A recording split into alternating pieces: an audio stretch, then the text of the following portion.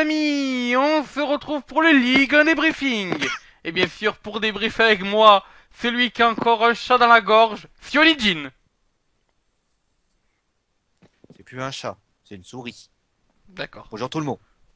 Et bien sûr, une personne très déçue, une personne qui s'amuse à jouer à je ne sais pas quoi avec son micro depuis tout à l'heure, Julien.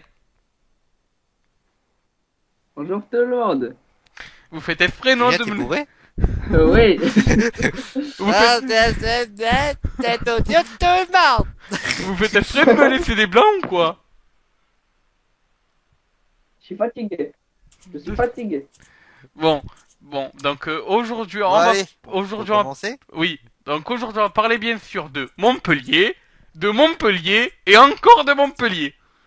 Non, plus sérieusement, bien sûr, on va parler de nos Bon, bah, Européens. c'était une émission magnifique, hein. Bon, bah, salut tout le monde, hein. Bon, j'allais déraciner un arbre, moi, donc, bon, non, bah, Non, plus sérieusement, on va bien sûr parler de l'an Ah, je vais avant-guerre. replanter un. Ciao. voilà, exactement. Ah, bien, Julien, tu viens avec plein. Merci là. Bon, plus Allez. sérieusement, on va parler de l'an avant Guingamp et de l'AS Monaco. On va parler donc de l'Olympique de Marseille, de l'Olympique Lyonnais et du Paris Saint-Germain. Commençons donc directement par le premier match européen donc de cette semaine. Il a opposé Arsenal à l'AS Monaco. Et j'ai envie de dire Arsenal qui a chuté face à Monaco. Et Monaco qui a été grand. Je sais pas si vous êtes d'accord avec moi.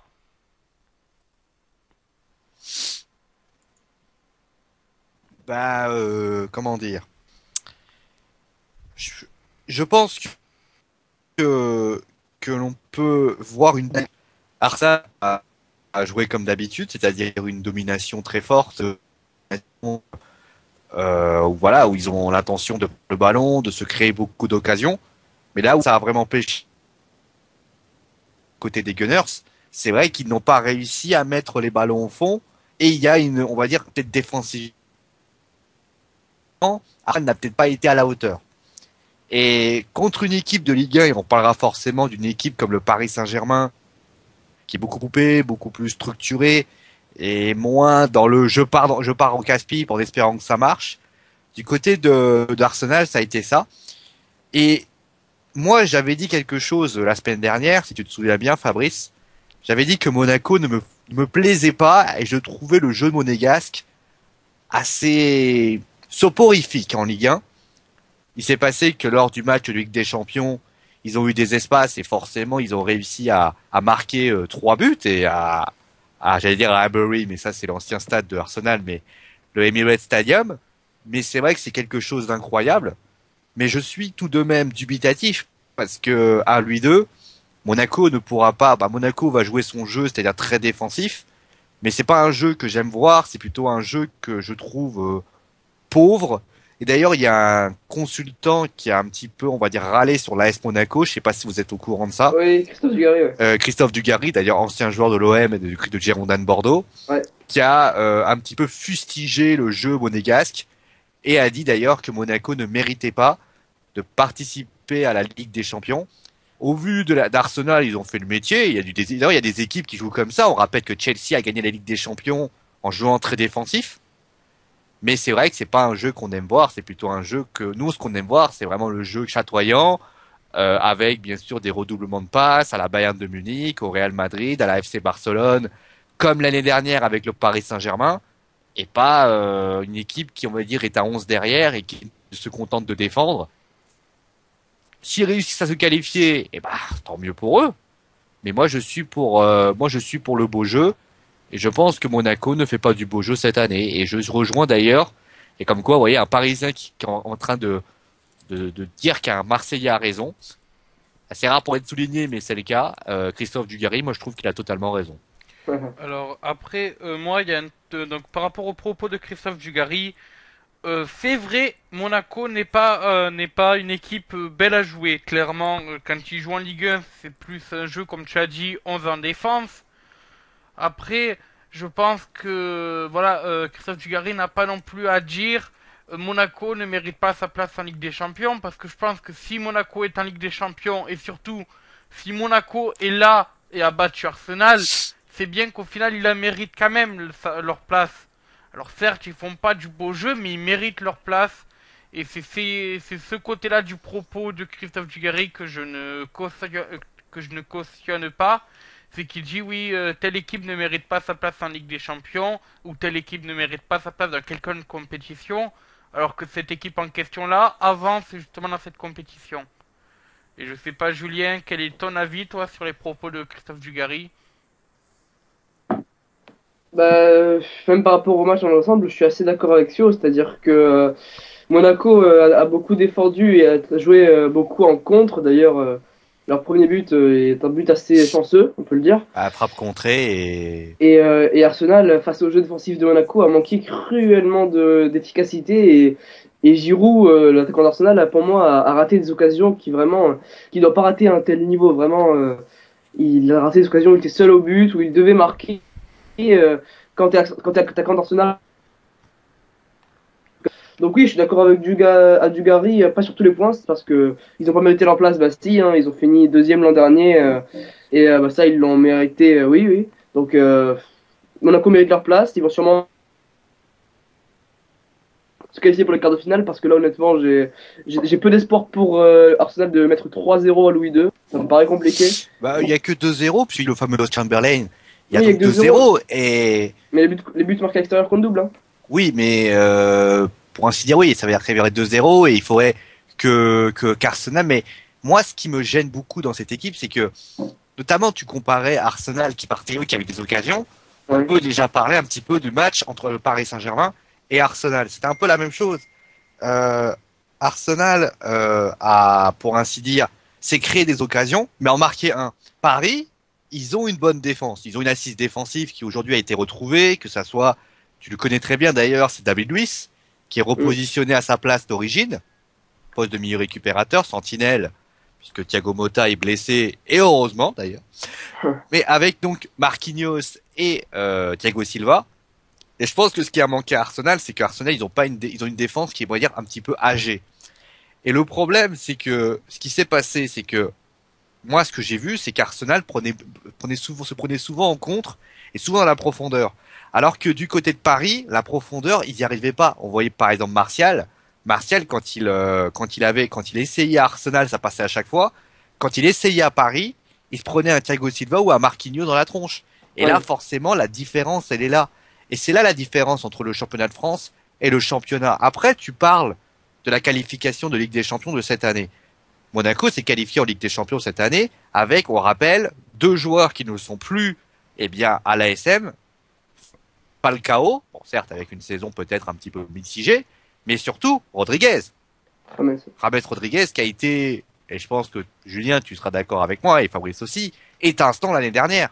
ouais. C'est lui Ah, qui ouais. a porté l'équipe, et on a eu un Toulalan exceptionnel hier, mais qui est au niveau.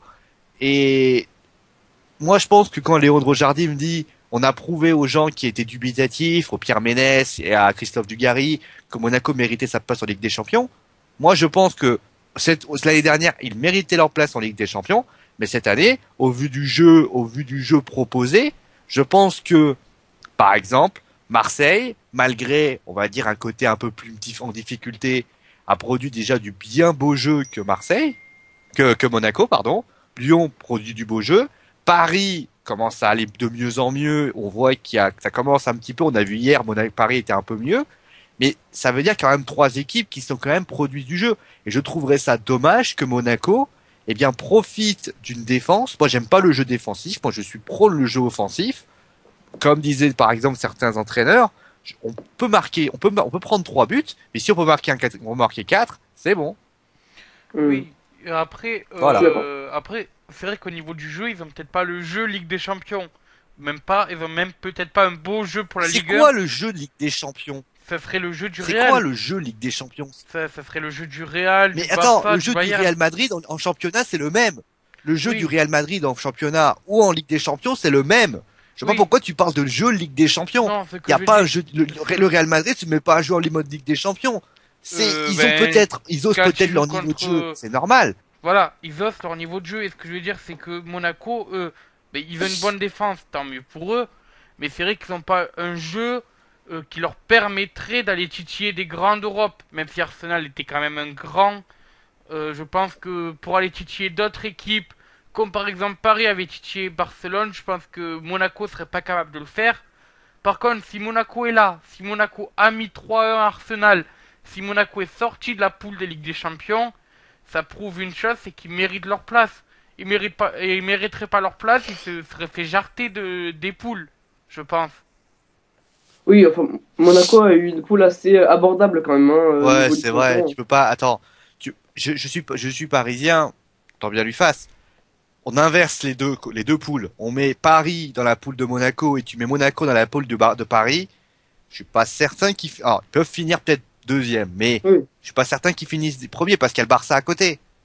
Il y a Oui, le Barça à côté. Donc, l'autre côté, du côté du classement qu'on a du côté de la poule de Paris, c'est que Paris est premier parce qu'il y a un mec qui a un club qui est pour ainsi dire plus grand, qui est Barcelone. T'inverses les deux, t'as quand même Paris qui prend Benfica, Leverkusen et si je ne m'abuse, le dernier, j'ai plus le nom en tête, le l'Ajax. Saint-Pétersbourg, le Zénith. À un moment donné, t'as trois équipes. Le Zénith, bon, jouer en Russie, c'est pas agréable, mais bon, hein, on peut y faire.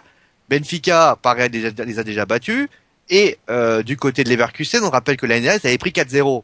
Donc à un moment donné, ça devait être plus simple. Donc à un moment donné, il y oui, a aussi une différence au niveau des adversaires qui, pour moi, a un petit peu gêné. oui, non mais et je suis d'accord, la poule de Monaco était plus simple. Mais tu mets n'importe quel autre club de Ligue 1, même Marseille, tu les mets face à Benfica, tu les mets face au Zénith, tu les mets face à Leverkusen, ils vont galérer. Ils vont peut-être pas sortir premier de Je la t'en poule. sais. Ben parce Je que t'en sais. Demande à Julien s'il aurait pas aimé à la place de Naples.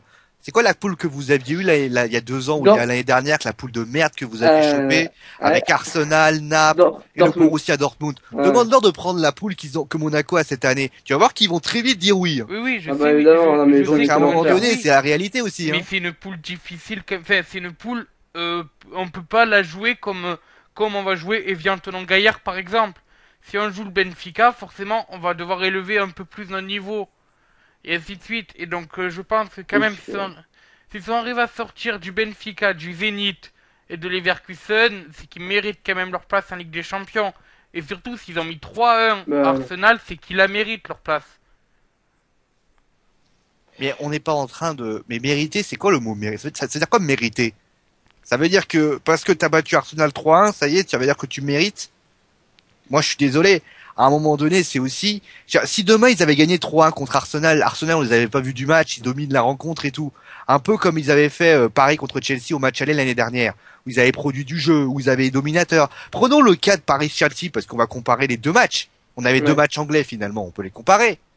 Chelsea contre Chelsea, Paris, deuxième mi-temps, ils ont dominé la rencontre et ils méritaient de gagner. Arsenal, Monaco, qu'est-ce qu'ils ont fait? Ils ont produit en contre.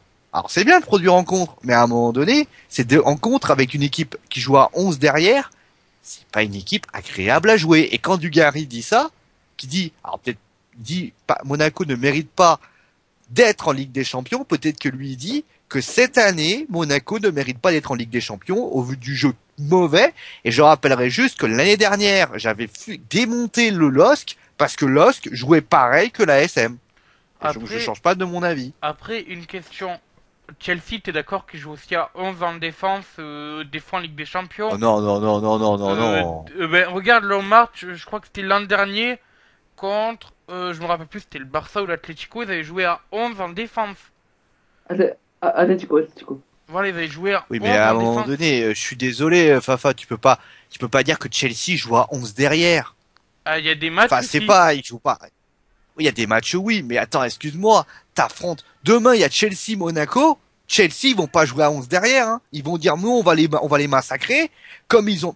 Et aussi, c'est aussi changer son style de jeu. C'est aussi changer son style de jeu. Quand Chelsea était mené 3-1, justement, parlons-en. Tu peux parler du fait que c'était mort. Ah bah, Chelsea, ils ont fait quoi? Oh non, Mourinho, j'ai il a jamais dit dit, ça. on va leur rentrer dedans. Ils leur ont rentré dedans et ça leur a fait vraiment mal. Et on se souvient de David Luiz qui met un énorme tampon sur je sais plus qui. Ah, ça lui a fait tout drôle après, hein. Donc, à un moment donné, quand on dit on doit se mettre au niveau de la Ligue des Champions, ça veut dire élever son niveau. Mais élever son niveau, ça veut pas dire non plus jouer en contre derrière et attendre tranquillement que les choses se passent. C'est forcer sa nature, essayer de produire du beau jeu. Ils l'ont fait hein, contre Paris. 10 minutes.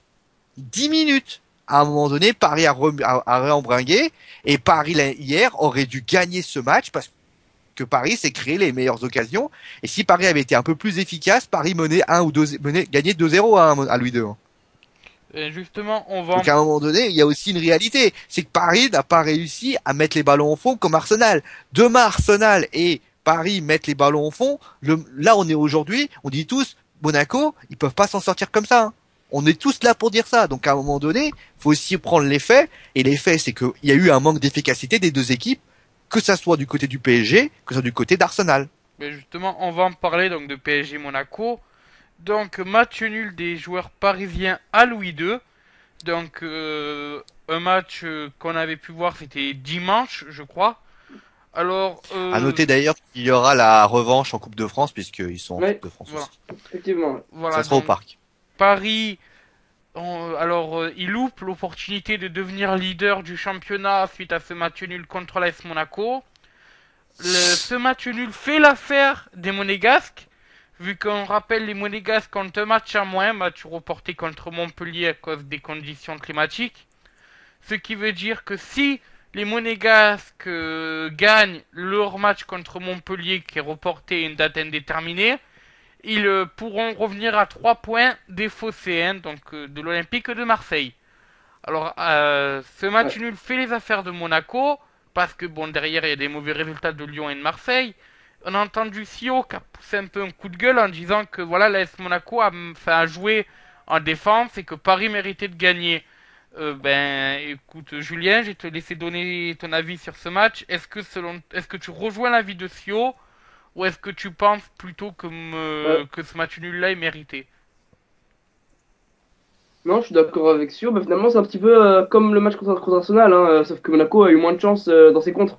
Voilà, Monaco a encore une fois joué en défense. Ils ont laissé Paris venir. Ils ont laissé les Parisiens attaquer. Alors bon, après, ils ont une grande chance, c'est que Cavani est le meilleur défenseur de l'Olympique de Marseille, selon moi. Voilà, il est inefficace et merci. Cavani inefficace, ça malheureusement, ça fait des mois qu'on le dit, mais je sais pas. Après, Il y a des gens qui continuent à le moi, je presser. continue à marteler. Après, excuse-moi de te couper, Julien. Pas grave.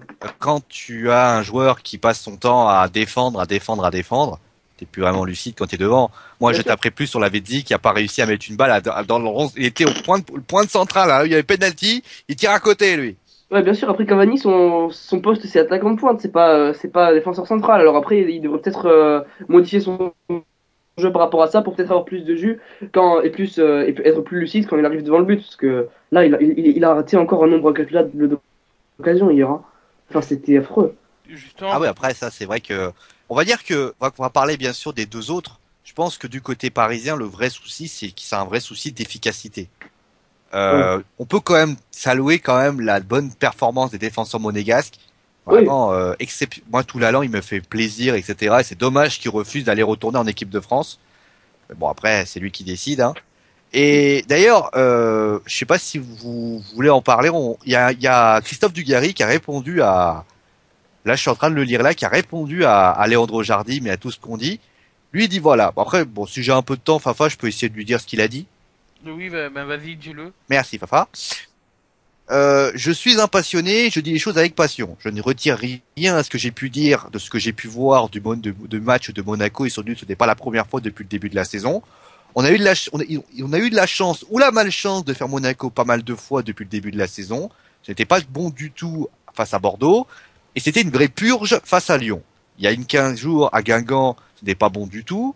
Non plus, je veux bien que le match face à Arsenal soit l'arbre qui cache la forêt. Et que ce jour-là, Monaco ait fait le match parfait, le match qu'il fallait pour assurer une énorme victoire et un énorme coup en Ligue des Champions. Mais je trouve que Monaco a largement la possibilité de faire beaucoup mieux de ce qu'il nous propose. Après, il parle de, voilà, les coéquipiers Jérôme Moutinho n'ont pas proposé grand-chose par rapport à Paris. Pour moi, c'était un match de Ligue des Champions dimanche soir. Je n'ai pas vu dans l'intensité, dans la qualité des attaquants, encore dans la volonté de créer du danger. On essaie de justifier la médiocrité en disant que Monaco défend bien. J'ai fait suffisamment de matchs de Monaco et commenté suffisamment de matchs de Monaco pour me rendre compte que c'est toujours le même constat et c'est toujours un ennui mortel. Je me dois de le dire, c'est mon rôle. Après, je ne suis pas dirigeant, je ne suis pas entraîneur, je ne suis pas supporter, je ne suis pas joueur. Quand j'étais joueur, gagner 1-0 en faisant des prestations pourries, vous pouvez m'en contenter. Aujourd'hui, je suis un spectateur et un consultant qui doit analyser les matchs. Et je m'ennuie de manière assez répétitive lorsque je veux jouer Monaco et c'est donc mon rôle de le dire. Après, il parle de l'entraîneur. Pour tacler l'entraîneur, je connais les qualités du joueur. Bon, après, il a pas un petit peu. Je connais les joueurs. Ses déclarations ne me touchent pas. J'étais tout sauf un grand joueur, mais j'ai fait 2 Coupes du Monde et 2 Championnats d'Europe pour donner mon avis sur le football. Loin de là, c'était que mon avis. C'est pour ça que ça m'étonne autant que ça fasse du buzz et qu'on en parle autant. Ce n'est que mon avis. Ce n'est pas la vérité du football. Voilà ce qu'il a dit. En fait, il a simplement répondu en disant simplement, moi, je trouve que Monaco, il rejoint ce qu'on dit Julien et nous. Monaco est chiant à voir jouer. Ouais. Voilà.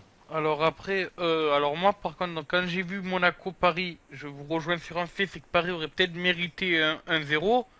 Après, faut noter aussi un truc, absence de Zlatan Ibrahimovic, si je me rappelle bien. Pourquoi? Oui, mais Il est- pourquoi? Oui, mais ce que je veux dire, c'est que si Zlatan aurait été là, peut-être qu'on aurait marqué. Oui, mais à un moment donné, la raison pour laquelle il est suspendu, c'est parce qu'il est suspendu parce que Pépère, il était suspendu. Oui, Quand t'es suspendu, voilà. Après, c'est aux autres attaquants de réagir aussi. Je suis désolé, à un moment donné, Zlatan Ibrahimovic, c'est pas le seul attaquant du Paris Saint-Germain. Il y a Lucas, Lucas, il est blessé, mais il y a Lavezzi, il y a Cavani, Pastore. Tu demandes à Julien s'il veut il veut un des 3 attaquants, je peux te dire qu'il va très vite il va très vite être content, hein. oui, évidemment. oui, je Donc suis à un moment d'accord. donné, bon, c'est vrai qu'il y a Batshuayi et il y a Gignac, mais à un moment donné, tu demandes et André Ayou et bien sûr et d'autres, mais à un moment donné, si demain tu demandes à Julien, est-ce qu'il veut ramener Edinson Cavani qui redonne, alors après Batshuayi ou Edinson Cavani, je peux te dire qu'il va très vite dire oui, hein. Oui, non, mais Évidemment. je suis Donc d'accord. voilà, à un moment Je suis donné, c'est d'accord aussi avec aux autres de faire toi. le boulot, hein. Si, je suis d'accord. Mais ce que je veux dire, c'est que t'enlèves un joueur star, forcément, t'es pas aussi efficace. On l'avait dit, donc au moment où il manquait Alexandre Lacazette à Lyon, on avait dit Lyon sans Alexandre Lacazette, ça serait pas le même Lyon. Au final, Lyon est arrivé à limiter les dégâts, mais ça n'a pas été le même Lyon dans le jeu, malgré un très bon Nabil Fekir, un très bon NGA et tout. Là, c'est pareil. Paris sans Zlatan, c'est pas le même Paris. C'est un Paris qui produit du beau jeu, ça y a pas de souci. C'est un Paris qui va tenter des frappes, y a pas de souci avec ça. Mais c'est un Paris qui va moins marquer. C'est un constat, c'est vrai. Quand il n'y a pas Zlatan, Paris marque moins que quand il y a Zlatan. Normal, c'est un joueur star, vous allez me dire. Et voilà, je pense que c'est peut-être ça qui ont fait qu'il y a que 0-0. Je pense qu'on aurait mis Zlatan à la place de Cavani, Cavani à la place de Lavezzi, ou même Cavani sur le banc. Je pense qu'il y aurait peut-être 1 voire 2-0, parce que Zlatan il apporte sa pierre à l'édifice malgré tout.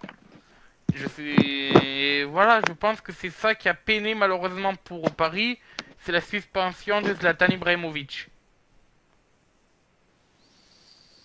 Moi, je dis simplement que quand tu as un effectif comme le Paris Saint-Germain, l'absence de Zlatan Ibrahimovic doit limite passer inaperçu. Oui, après, C'est bon, pas l'effectif de Lyon, tu dis Lacazette. Excuse-moi, à Lyon, ils ont pas un effectif pléthorique capable de pouvoir rivaliser. Excuse-moi, Lyon, Lacazette, oui, c'est le meilleur joueur, mais si c'est un peu normal qu'ils sont dans le dur quand il n'y a pas Lacazette. Quand Paris n'a pas Ibrahimovic, celui qui doit être remplacé quand même est supposé, je crois, être a été l'un des meilleurs buteurs à Naples et l'un des meilleurs buteurs italiens.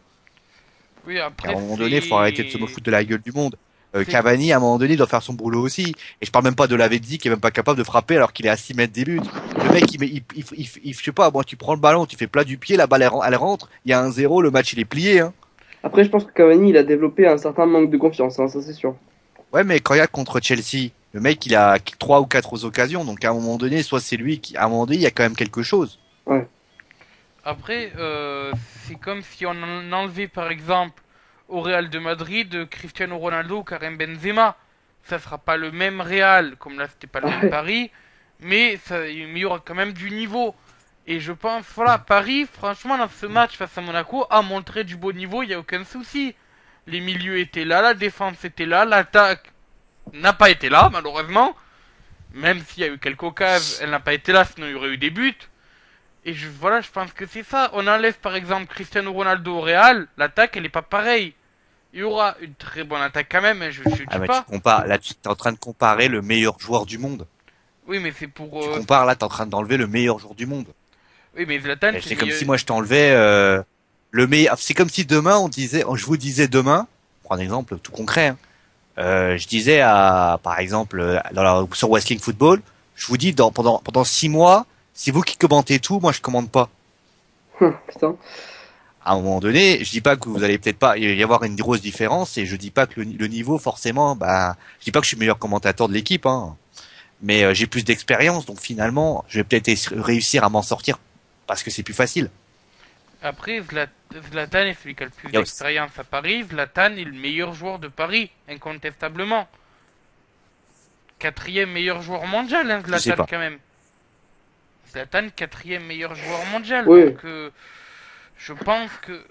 Bon, certes, c'est vrai, la comparaison avec Cristiano Ronaldo était un peu forte, mais c'est pour que vous compreniez que voilà, si on enlève un grand joueur à un effectif, on a beau avoir derrière un autre effectif bon, ça sera pas le même jeu que avec ce grand joueur. Et voilà, je pense que dès le retour de Zlatan, Paris va être beaucoup plus réaliste. D'ailleurs, est-ce que tu sais jusqu'à quand il est suspendu ou pas Zlatan? 2 matchs. 2 matchs. Et Donc c'est contre Lens, il est de retour. Mais ça va être quoi les 2 matchs? Bah Monaco. Ah d'accord, pour ça. Bah le match de Coupe de France, c'est le match qu'il a eu dimanche.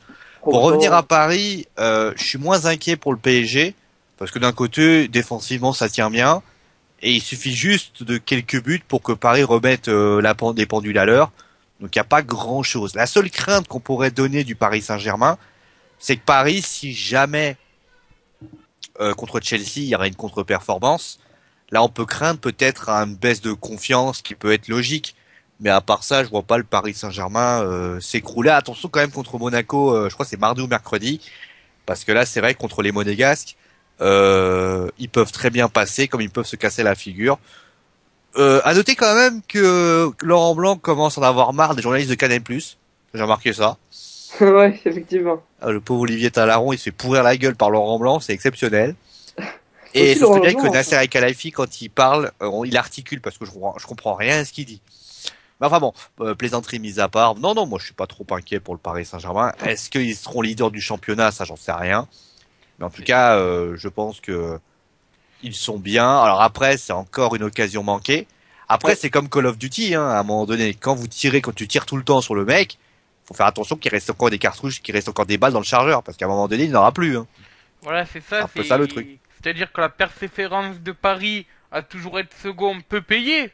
Ils peuvent passer premier vu qu'il reste encore une dizaine de journées, je crois. À l'inverse, ils peuvent aussi se prendre un coup de fouet et ne pas terminer premier. Parce que les 3 points, les 2 points, ou le point qu'ils perdent quand ils ont l'occasion de passer premier, c'est des points qu'ils auraient Alors, pu... s'ils perdent un point, c'est que c'est pas possible. Hein. Ils peuvent perdre que 2 points ou un Oui, 0 point. Ils peuvent pas oui. perdre 3 points. Non, Ils mais peuvent perdre un point. Hein, quand je veux dire perdre un point, c'est que genre que Lyon fait match nul et que vous perdez. Je crois que c'est déjà arrivé il y a je sais plus quand. Et donc voilà, quand on perd des points comme ça, après c'est des points qu'on aurait pu comme on dit, tous les points qui sont pris sont pas à prendre. Et là, malheureusement, ils ont des points à prendre alors qu'ils auraient pu en avoir d'avance.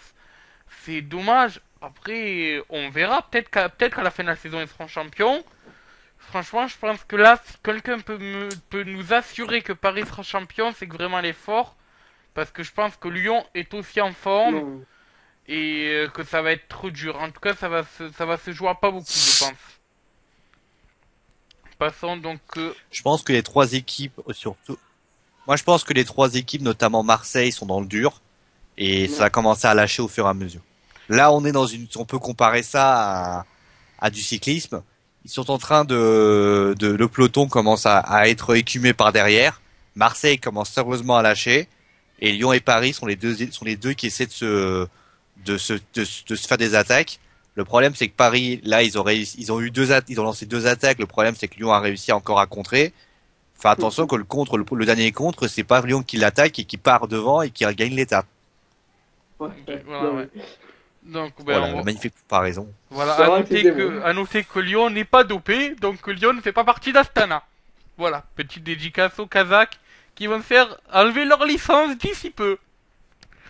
Passons donc à un autre sujet Je sais européen pas pourquoi il parle de Kazakh. d'Astana. Bon, Donc, allez, on continue. le Dynamo Ouais, Kiev Astana. a reçu la Navan Guingamp. Victoire du Dynamo Kiev. Alors je pense que bon dans le match, voilà, on peut dire Guingamp a persévéré, mais le Dynamo était plus fort. Étonnamment d'ailleurs, parce que le Dynamo, il leur manquait quand même 2 attaquants et un milieu de terrain, faut noter quand même ça. Et donc Guingamp éliminé, vous l'avez compris, c'était une défaite 3-1 je crois. Alors dommage pour la Navan, mais je pense que ce qu'on peut retenir, c'est le comportement des Dynamos, que ce soit sur le match aller et retour. On a vraiment vu un jeu sur le terrain, une charcuterie quoi. Une boucherie, c'est tout ce que vous voulez, mais c'est pas du foot. Alors après, on parlera de ce qui s'est passé dans les tribunes, mais là, focalisons-nous sur le terrain. Bon, victoire du Dynamo, bravo à eux, mais toi, Fio, t'aimes pas voir Monaco jouer en défense. Moi, j'aime pas voir un match où il y a je ne sais pas combien de fautes par match. Alors, est-ce qu'on doit pénaliser les clubs ukrainiens, les clubs russes et tout, qui font beaucoup de fautes comme ça? Après, c'est leur style de jeu. Hein. C'est de l'agressivité très mal placée.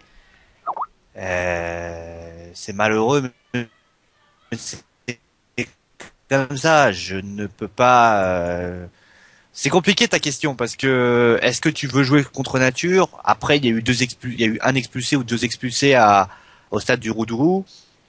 Je sais pas. Moi, après, tant que ça ne vienne pas de l'agressivité gratuite, c'est-à-dire des coups mal placés et notamment des coups de pied, des coups assez violents, des choses comme ça. Moi, ça me gêne pas. Tant que c'est de l'agressivité positive, ça me gêne pas. Après, c'est vrai que si ça devient de l'agressivité, je dirais d'une violence qui fait que ça devient un petit peu répréhensible, là, ça me gêne un peu. Mais bon, après, c'est toujours à l'appréciation. Et puis, moi, je considère que l'arbitre est là pour gérer le match. Pourquoi il met deux expulsés au match aller et finalement il met rien au match retour? Bon, c'est vrai qu'au match retour, Moi, et puis ça justifie pas le fait que Guingamp ait perdu 3-1. Oui, oui, je sais, Que t'aies oui. mis des coups, t'es pas mis de coups. Guingamp, il a perdu 3 buts. 3 buts, c'est quand même beaucoup. Alors après 1-0, j'aurais dit, bon, bah, ça s'est joué sur un coup du sort, des choses comme ça. 3 buts à 1, ça veut dire que 3 buts quand même. T'as pris 3 buts. Alors, ils Ça veut en dire sont qu'il y a eu pris... peut-être eu des soucis. Alors, ils s'en sont pris un sur un penalty que, bon, moi j'ai jugé injuste. Mais bon, si l'arbitre a sifflé, c'est que lui, il le trouvait juste. Donc, le dernier but, c'est sur penalty, c'est vraiment dommage. Aux alentours de la 80e, je crois, la Navan qui, justement, part en avant. Qui essaye vraiment de C'est marquer. Oh, le blagué. jeu de mots Oh, c'est pourri! Oh, le jeu de mots pourri! Et Oh, qui essaye, Alors là, qui essaye donc de oui. marquer. là en avant, Guingamp qui est parti en avant. Et donc essaye donc de marquer ce second but afin donc synonyme de qualification vu qu'on rappelle si Guingamp marque un second but quel que soit enfin je crois que le Dynamo va mettre deux derrière pour pouvoir espérer se qualifier.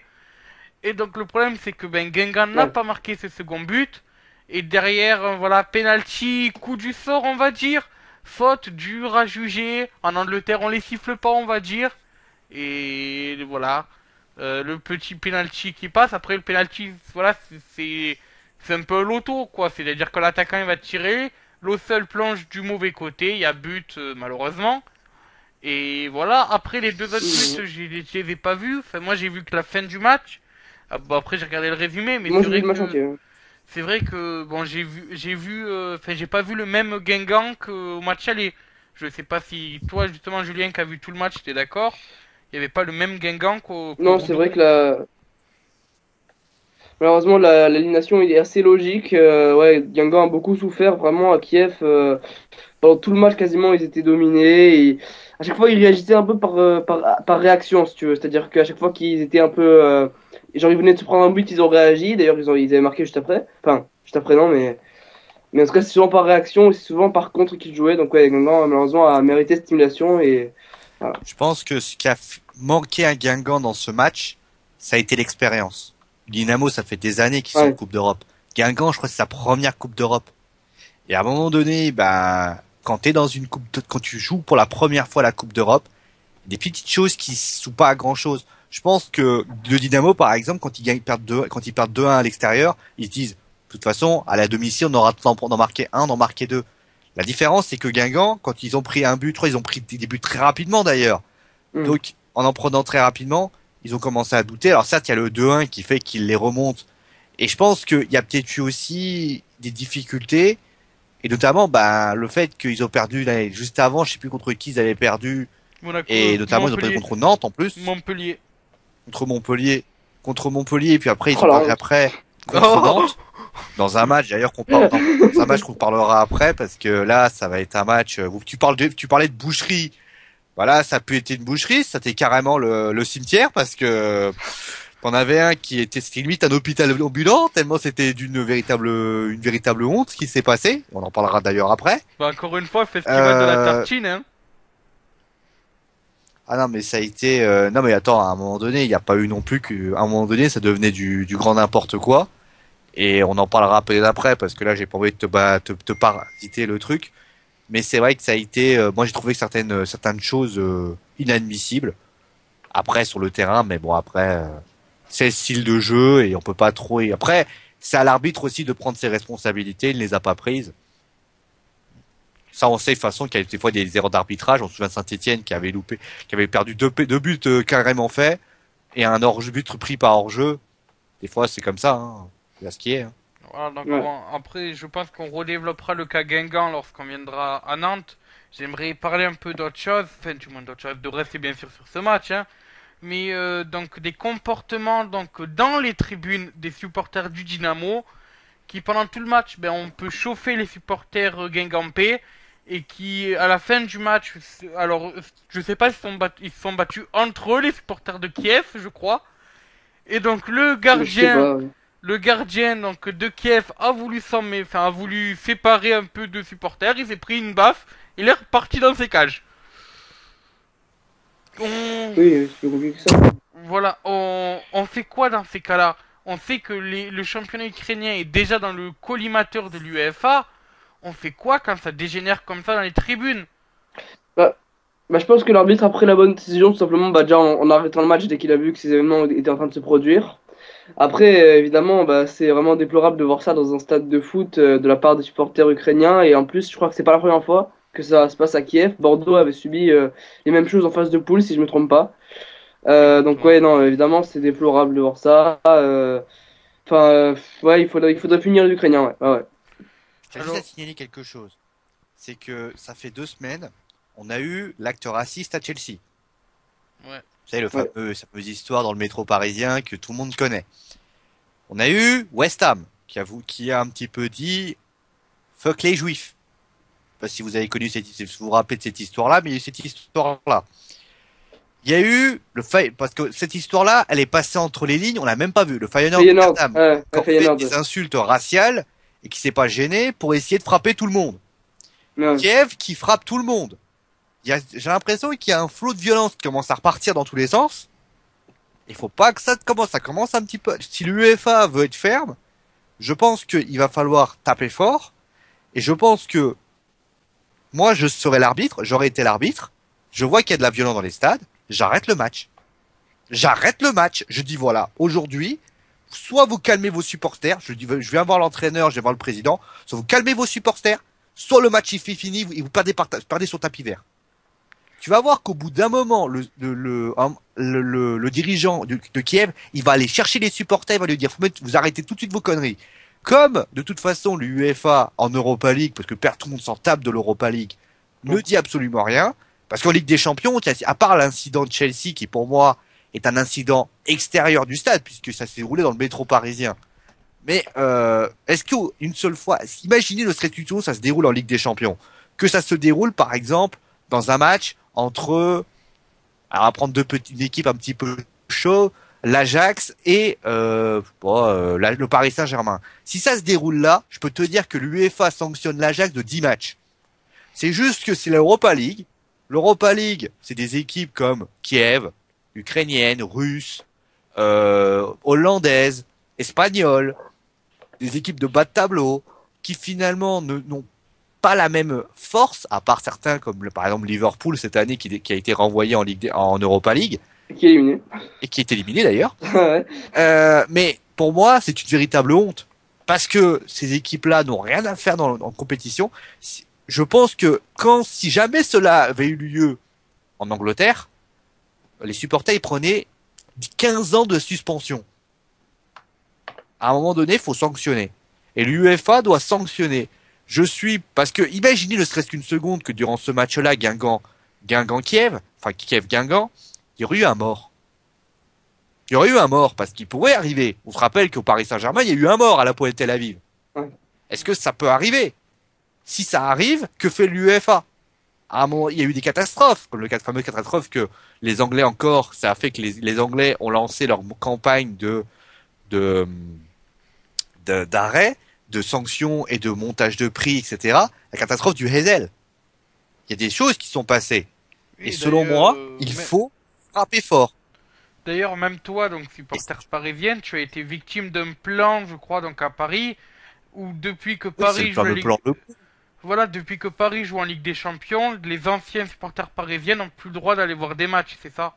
Non, c'est pas ça, c'est que moi je suis abonné du PSG depuis des années. Enfin, j'étais abonné du PSG puisque je n'avais plus le droit d'être abonné du PSG. C'est que, en fait, l'histoire pour vous raconter, c'est que c'est depuis les Qataris. Avant, on se battait les couilles de nous. Il se passe que on est supposé avoir été on est supposé être fiché dans un système de dossier où mon nom est écrit dessus et c'est totalement illégal, mais les dirigeants ont le droit de ne pas refuser quand on a nos places. Alors que j'ai jamais eu un problème, je me suis jamais embrouillé avec quelqu'un, à part avec un lamentin, mais bon, j'ai gagné. Ce qui est évident, c'est qu'à un moment donné, il s'est passé ce qui s'est passé. Bon, après, j'en veux pas. Après, quand je vois les prix, d'ailleurs, pour information, l'année prochaine, les Parisiens, c'est bien. Ça veut dire que celui qui va s'abonner déjà va payer 1500 boules. Oh là là. Et attention, accroche-toi, Julien, parce que c'est pas fini. Si le Paris Saint-Germain se qualifie pour les quarts de finale, il faudra payer, et donc de quart de finale, demi-finale et finale, il faudra payer 300 € en plus. Oh là là, mais c'est abusé. Donc, je veux bien que les dirigeants parisiens, on veut nous mettre dehors. Bon, ça me dérange pas. Moi, je paye 0 €. Et bon, vous savez, hein, je zappe à la télé, hein.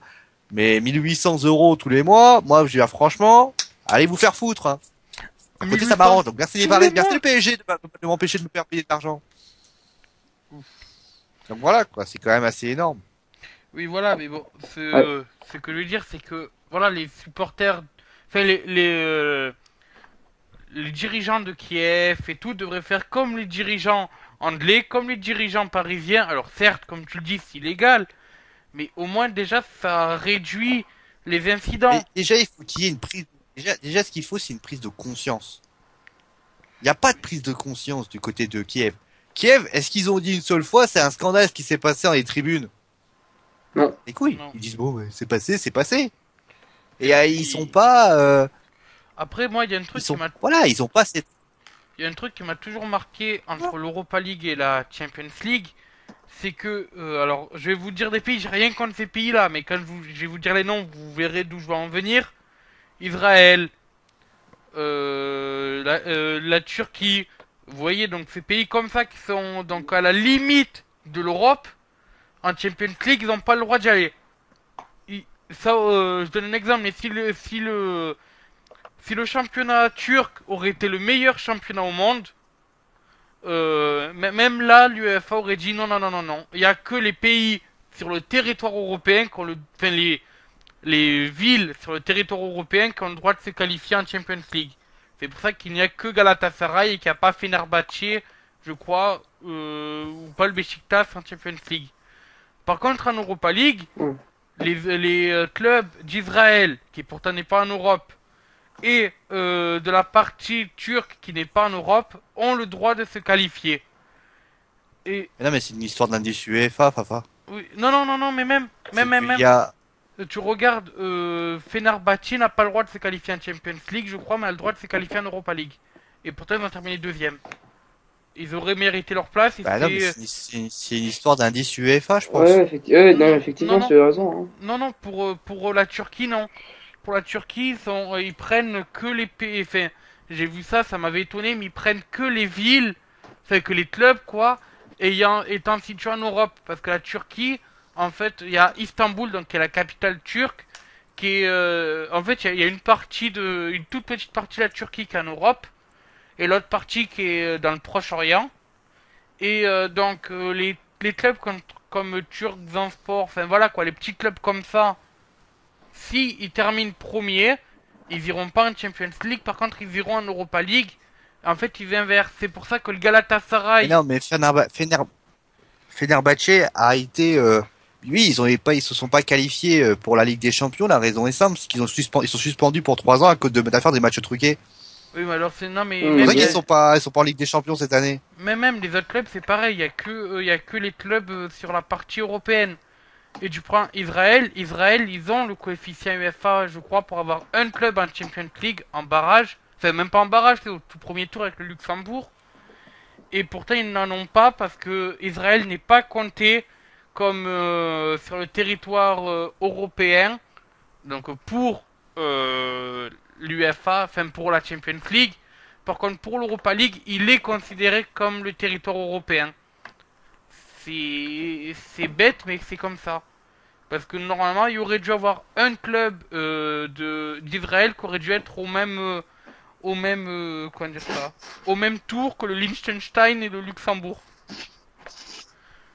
Et donc voilà. Ouais. Ouais, Et moi, je suis pas convaincu par contre. si si Je suis si pas si convaincu, moi. si c'est ça. Fait j'ai vu ça, ça m'avait parce que ben regarde le Liechtenstein, ils sont en dessous de l'Israël dans le coefficient. Et voilà le problème. Bon, Ouais. j'ai rien contre ces clubs-là, mais c'est souvent des clubs assez durs à jouer. Et malheureusement, et je répète, j'ai rien contre ces clubs-là. Mais tu l'as dit, Tel Aviv. Tel Aviv, c'est où? On va se poser la question. Vraiment. Tel Aviv, c'est à côté de... Je crois que c'est en Israël. C'est... Voilà, t'as les Turcs aussi. Voilà, je crois qu'il y avait déjà eu des soucis avec Galatasaray en tribune. Et voilà, j'ai peur... j'ai peur malheureusement que ces clubs-là, c'est souvent là qu'il y a des soucis dans les tribunes. Même si tu n'as rien contre ces clubs-là, des fois il y a du beau jeu. On a compris, tu l'as dit 7 fois que t'as rien contre. Oui, mais c'est Mais non, le Maccabi Tel Aviv était qualifié en deuxième tour de Ligue de qualification de Ligue des Champions. Ah Faut que tu bon? revois tes sources, hein, à mon avis. Hein. Effectivement, Ah ben, alors ouais, ça, Faut que tu complètement. revois tes sources parce qu'ils étaient qualifiés en deuxième tour de Ligue des Champions. Hein. Fabrice, le travail. Par contre, Fabrice Piteri, il est en train de s'enfoncer, mais il s'en rend pas compte. par contre, essaie de vérifier pour le championnat turc. Ça, par contre, j'en suis sûr que les clubs dans la partie asiatique n'ont pas le droit de se qualifier. Si, ça, par contre, j'en suis sûr et certain. Voilà, bon, bref, on va passer à la Je Ligue 1. chercherai pas parce que Julien va se pendre là. On va passer, Ligue 1. on va passer à la Ligue 1. Là, au moins, on est sûr que tous les clubs, à part Monaco, sont français. Donc, Logiquement, oui. alors, FC Nantes contre en avant Guingamp. J'avais dit pour le Dynamo Kiev contre Guingamp il y a 2 semaines, festival de la tartine beurre confiture. Là, c'est pareil. Ouais. 1, 2, 3, 4, 5, 6, 7, 8, 9, 10 cartons. Bravo. Alors, Ouais, bien sûr. comment vous faites, monsieur l'arbitre, pour sortir autant de cartons?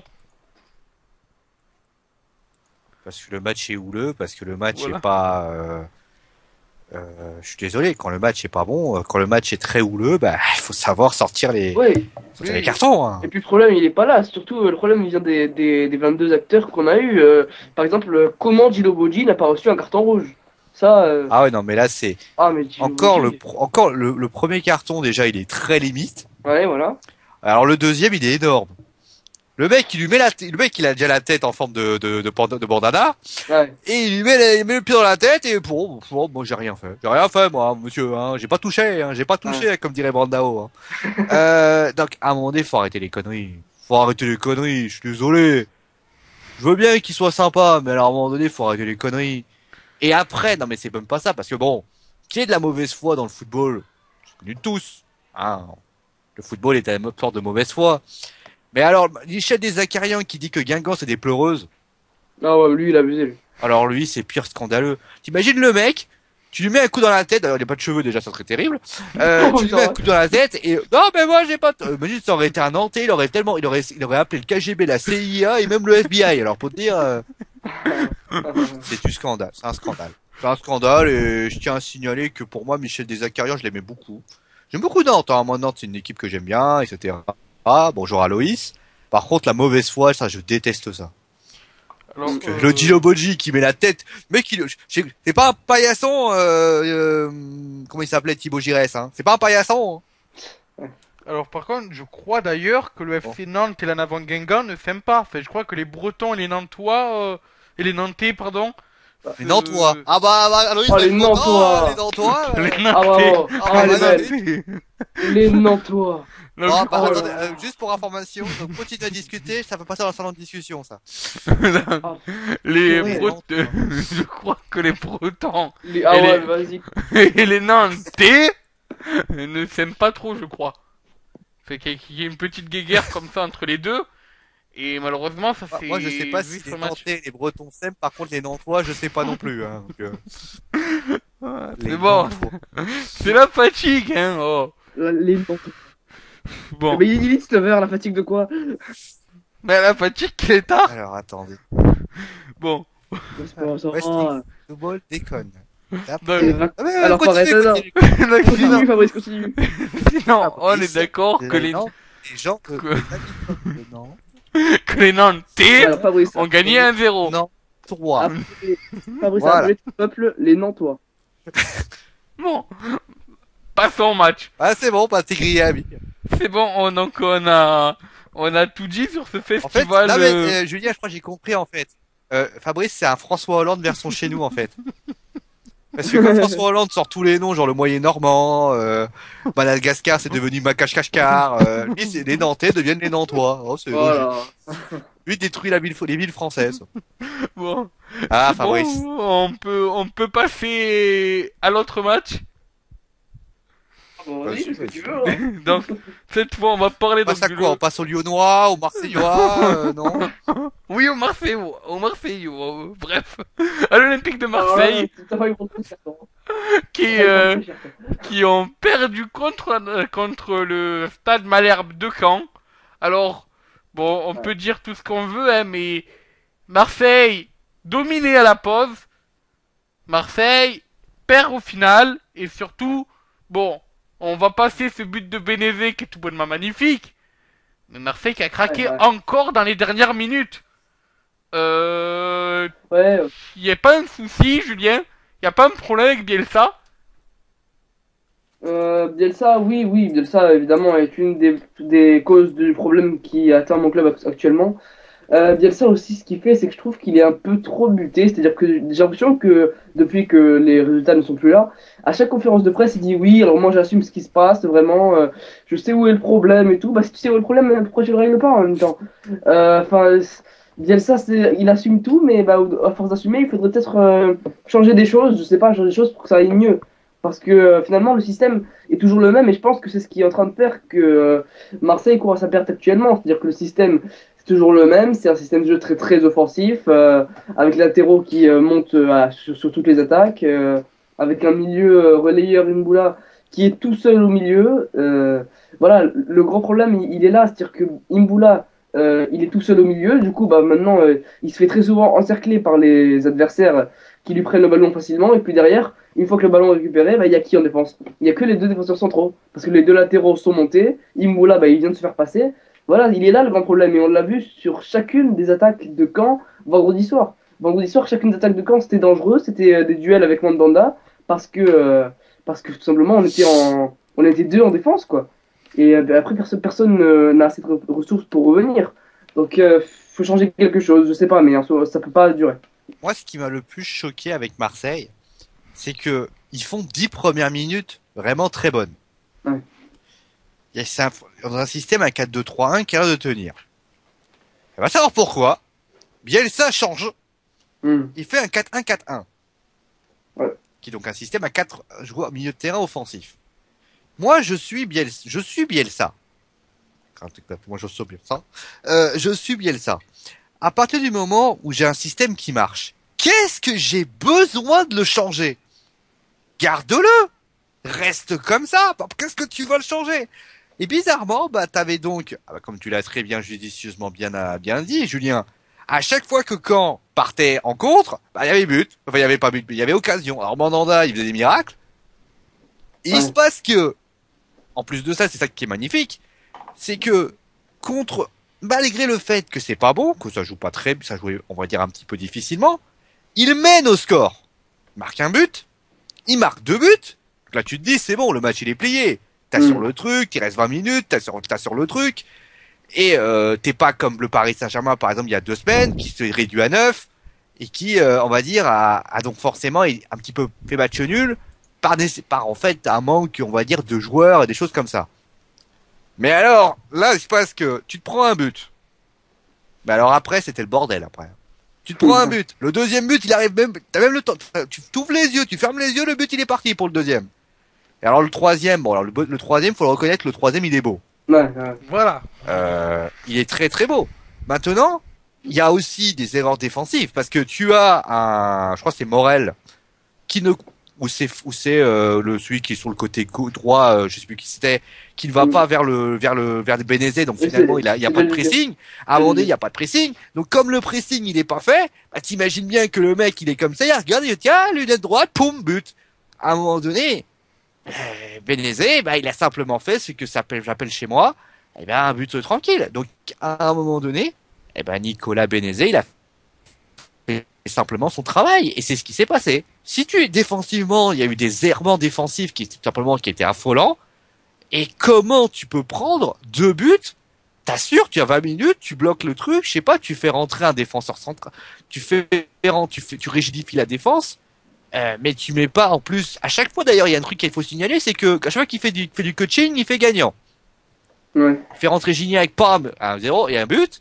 Batshuayi, la semaine dernière, c'était bon.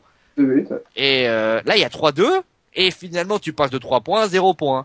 Et je suis désolé. Et ça veut dire que Marseille, ça fait, c'est pour moi un petit peu, c'est eux qui perdent le match tout seuls.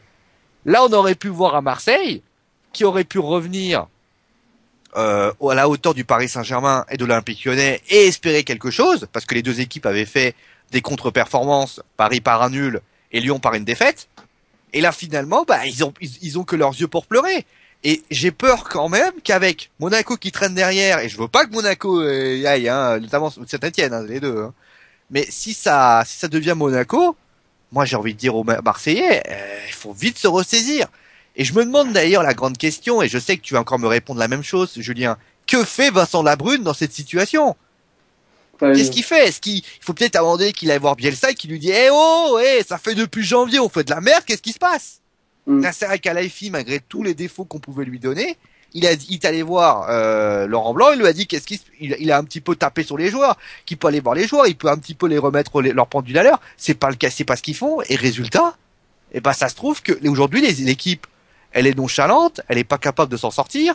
Il y a pour ainsi dire Nkoulou qui manque terriblement en défense centrale. Ça faut le dire aussi, hein. Ah ouais. Défensivement, c'est pas du tout bon parce que Nkoulou il est pas là. Et je sais pas si la disponibilité de Nkoulou a été annoncée.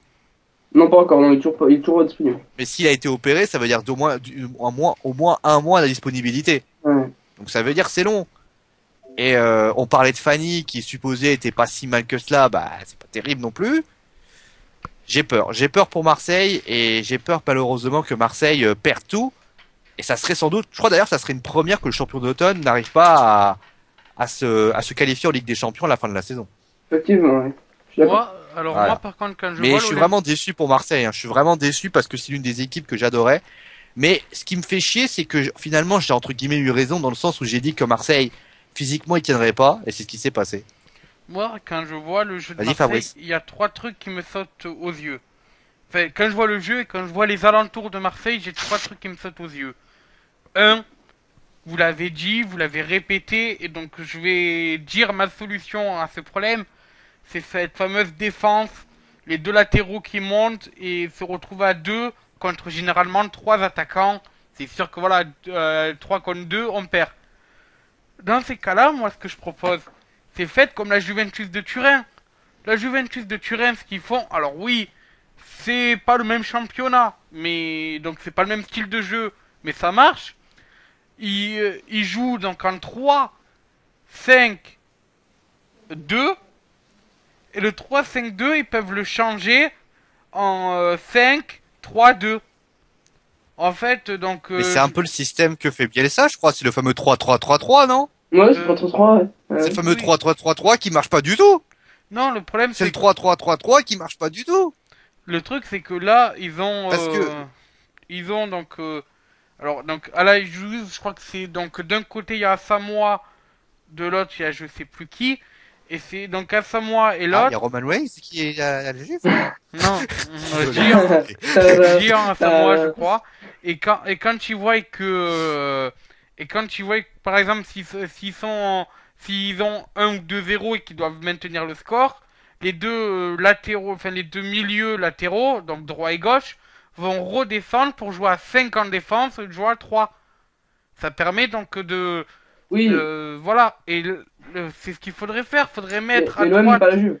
Oui, mais le problème, c'est que dans ton magnifique système que tu nous as sorti, c'est qu'à un moment donné, tu as un type qui s'appelle, je ne sais plus ce qu'il le nom de l'entraîneur de la Juve, mais t'as un système qui dit simplement à un moment donné aux joueurs, vous restez derrière, alors que Bielsa, il leur dit, vous allez tout de suite devant.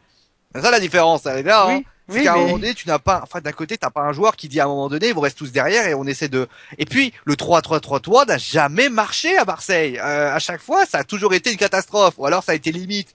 Julien, il est là pour confirmer. Quand il était à 4-2-3-1, qu'on changeait en 3-3-3-3, enfin 3-3-3-1, je crois que ça a été au vent de grosses catastrophes. Ouais, on perdait à chaque fois. Bah voilà. Donc la réalité, elle est là. Et Marseille, qui n'arrive pas à gagner à l'extérieur, tu l'expliques comment? Puisqu'a priori, ils font du jeu même à l'extérieur. La réalité, elle est là, c'est que dans le championnat de France, déjà, c'est vrai que le jeu n'est pas très adéquat, et là, je rejoins Fabrice. Mais à un moment donné, t'as aussi, à mon goût, un manque, on va dire, de lucidité. Le mec, il prend le ballon, tu mènes 2-0, tu quadrilles le truc, tu bloques tout. Marseille n'a pas, on va dire, l'assise défensive de aujourd'hui pour espérer en essayant d'en marquer un troisième ou un quatrième.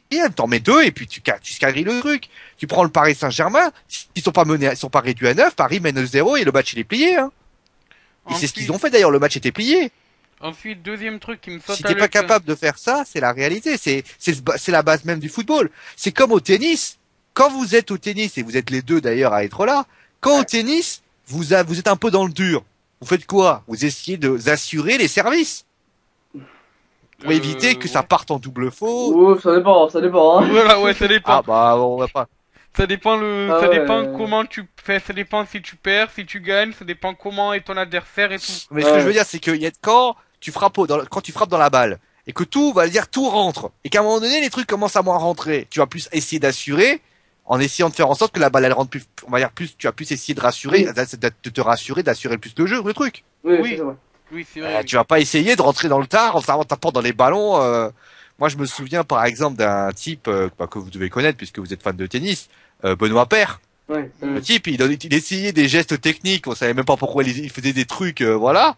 Je dis à un moment donné, assure. Mais voilà, à 2-0, ils doivent assurer les Marseillais. Et si t'assures pas, bah tu prends un but, et t'en prends un deuxième, t'en prends un troisième. Après, moi, deuxième truc qui me saute à l'œil quand je vois donc Marseille, outre le fait qu'ils ont malheureusement un système de jeu qui ne va pas. Enfin, du moins pas le système peut être bien, c'est le style de jeu qui ne va pas avec le système. Le deuxième truc qui me saute à l'œil, c'est Marcelo Bielsa. Alors, lui, c'est vrai qu'il aura du mal à me sauter à l'œil tellement il a la tête baissée tout le temps. Voilà. Alors, déjà, Marcelo, t'entraînes une équipe française. Des joueurs principalement... Tu l'appelles Marcelo, toi. Oui, des joueurs qui principalement parlent français, je pense. Sinon, ils auraient du mal à jouer à Marseille comme il faut. Donc, je sais pas, t'es face à des Français, tu leur parles en espagnol, c'est sûr qu'ils vont pas comprendre. Hein. Bah, il parle qu'en espagnol, donc il peut pas faire autrement. Ouais, mais ça fait 8 mois qu'il est là, pourquoi il apprend pas le français? Même Léo Jardim, il fait parler français. Ah, bah, il fait ce qu'il veut après tout, hein.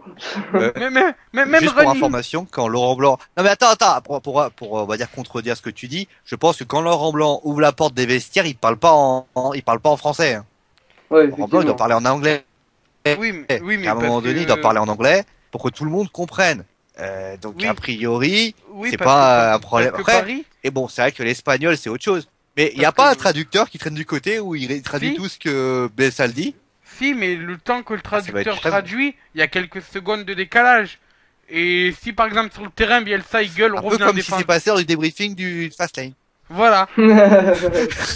Voilà, non, mais ce que je veux dire, c'est que si par exemple Bielsa il gueule maintenant tout le monde en défense, le temps que le traducteur dise maintenant tout le monde en défense, ben il y a déjà Ouais, but. mais t'as le gestuel qui veut tout dire. Si t'as le Oui, gestuel qui veut tout dire, Fafa. Si le mec il fait ça et que tout le monde part devant, c'est qu'il y a un souci, hein. oui, c'est vrai, oui. Oui, mais voilà, mais ce Ouais, que je veux il dire, peut faire des gestes. Il peut faire des gestes. c'est que déjà tu communiques mieux avec une personne quand tu parles sa langue. Après, oui, certes, Laurent Blanc, sûrement qui parle français, mais si on regarde le vestiaire donc parisien, il est principalement composé de joueurs étrangers. Enfin, je pense moitié des étrangers. Marseillais, c'est les trois quarts, ils parlent français, ils sont francophones. Donc voilà, derrière, Oui, oui, oui. Oui, oui, enfin, je vais oui, te dire, Gignac doit quand même parler un petit peu anglais. Ayou doit parler anglais. Bon, il a français. l'accent du sud anglais, hein, on sait jamais. Mandanda, il doit parler un petit peu anglais quand même, s'il veut avoir une carrière internationale. Bon, Morel, c'est clair, il parle pas du tout anglais, il parle breton, lui. Après, on a qui Morel, bon, lui aussi, doit parler anglais, lui doit parler français. Et français Et, du bled aussi. et Et puis voilà, mais non, mais il doit y avoir quand même des gens qui parlent anglais, enfin. Oui, oui, mais ce que je veux dire, c'est que vaut mieux Ouais. parler dans une langue qui est comprise par tout le monde. Et je pense que l'anglais, je pense pas que tout le monde dans le vestiaire marseillais est un niveau d'anglais permettant de tout comprendre ou un niveau d'espagnol permettant de tout comprendre. Donc voilà, je pense que voilà déjà, vaut mieux qu'ils Après, oui, c'est parlent. clair qu'il s'acclimate. Là où je suis d'accord avec toi, c'est qu'il s'acclimate pas du tout. Mais de toute façon, ça démontre surtout une chose, c'est que Bielsa veut se barrer de l'OM. Voilà, oui. ouais. Et c'est ça, voilà, il s'acclimate pas. Puis c'est vrai que quand tu vois quelqu'un en interview comme Courbis qui est toujours là à bouger, à engueuler les journalistes, à engueuler tout le monde autour de lui quand la question lui plaît pas, et que tu as Bielsa, on lui pose une question, baisse la tête. Oui, je sais, c'est de ma faute. Lequel te donne plus confiance quand t'es dans un vestiaire? Quelqu'un qui baisse la tête ou quelqu'un qui est toujours Non, là? du Provis. Voilà. Mais Provis, je dis Courbis Ouais, mais parce on que pensait, on disait pas, mais attends, on disait pas ça lors de première partie de saison. oui, C'est Bielsa, c'est un génie. Bielsa, il sortait le truc. Il y avait pas que Juliette en train de tomber. On disait Bielsa, c'est un super joueur. Bielsa, c'est un super joueur, super entraîneur. Qu'est-ce qui a changé finalement? ben les résultats. Mais le truc c'est que Bah voilà.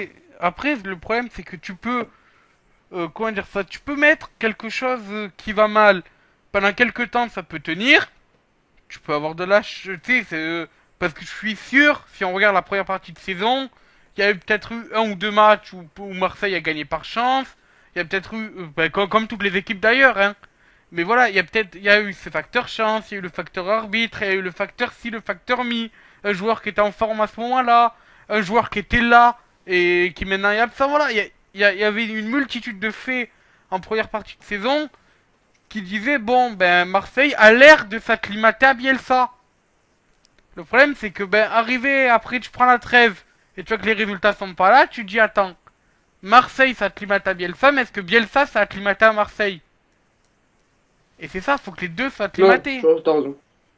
Et c'est ça, c'est que en début de saison on ne disait rien parce que ça avait l'air de passer. Mais si à un moment, voilà, la résistance elle lâche, la résistance elle va lâcher. On va pas dire, ben tiens, avant on n'a pas lâché. Et c'est ça, et voilà. Et le. Moi, je pense que c'est surtout un problème physique et mental. C'est-à-dire que physiquement, les joueurs sont dans le dur.